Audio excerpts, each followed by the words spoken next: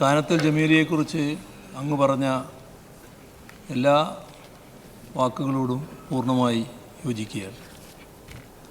കേരളത്തിൻ്റെ പൊതുസമൂഹത്തിനാകെയും പുരോഗമന പ്രസ്ഥാനത്തിന് വിശേഷിച്ചും നികത്താനാവാത്ത നഷ്ടമാണ് കാനത്തിൽ ജമീലയുടെ വിയോഗത്തിലൂടെ ഉണ്ടായിരിക്കുന്നത്.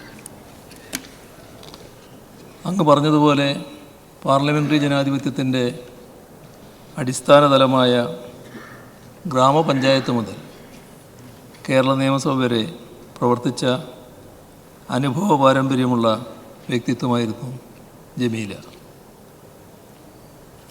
പഞ്ചായത്ത് സ്ഥിരം സമിതി അധ്യക്ഷ, ഗ്രാമപഞ്ചായത്ത് പ്രസിഡൻറ്റ്, ബ്ലോക്ക് പഞ്ചായത്ത് പ്രസിഡൻറ്റ്, 2 തവണ ജില്ലാ പഞ്ചായത്ത് പ്രസിഡൻറ്റ്.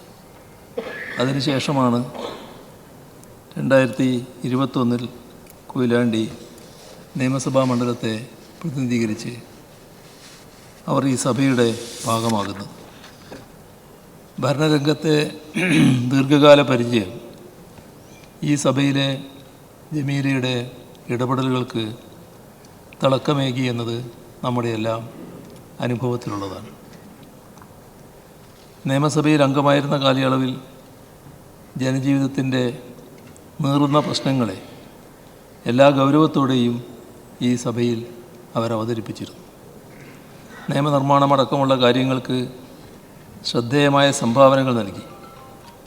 അടിച്ചമർത്തപ്പെടുന്നവരുടെ ഭാഗത്താണ് എല്ലാ കാലത്തും ജമീലയുണ്ടായിരുന്നത്.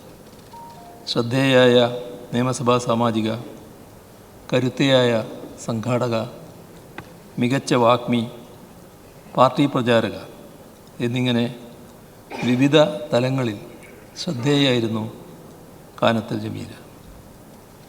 രോഗം ബാധിച്ച് ചികിത്സയിലായിരുന്ന ഘട്ടത്തിലും പൊതുകാര്യങ്ങളിൽ ശ്രദ്ധയോടെ ഇടപെടാനും പരിഹാരം കാണാനും അവർ ശ്രദ്ധിച്ചു. രോഗത്തിൻ്റെ ലാഞ്ചന പോലും പുറത്തു കാണിക്കാതെ ആത്മവിശ്വാസത്തോടെ പല പൊതുപരിപാടികളുടെയും ഭാഗമായി. അതുകൊണ്ട് തന്നെ രോഗം ഭേദമായി വൈകാതെ തന്നെ കൂടുതൽ സജീവമായി അവർ പൊതുരംഗത്ത് പ്രവർത്തിക്കുമെന്ന് എല്ലാവരും ഉറച്ചു വിശ്വസിച്ചു. എന്നാൽ ഏവരെയും ദുഃഖത്തിലാഴ്ത്തിക്കൊണ്ട് കാനത്തിൽ ജമീല നമ്മെ വിട്ടുപിരിഞ്ഞു. അവരുമായി ബന്ധപ്പെട്ട ഒരുപാട് ഓർമ്മകളാണ് നമ്മളെല്ലാവരുടെയും മനസ്സിലുള്ളത്.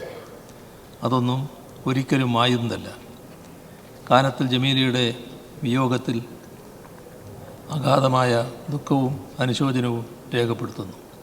അവരുടെ സ്മരണയ്ക്ക് മുന്നിൽ ആദരാഞ്ജലികൾ അർപ്പിക്കുന്നു. സഭയുടെ ദുഃഖത്തിൽ പങ്കുചേരുന്നു.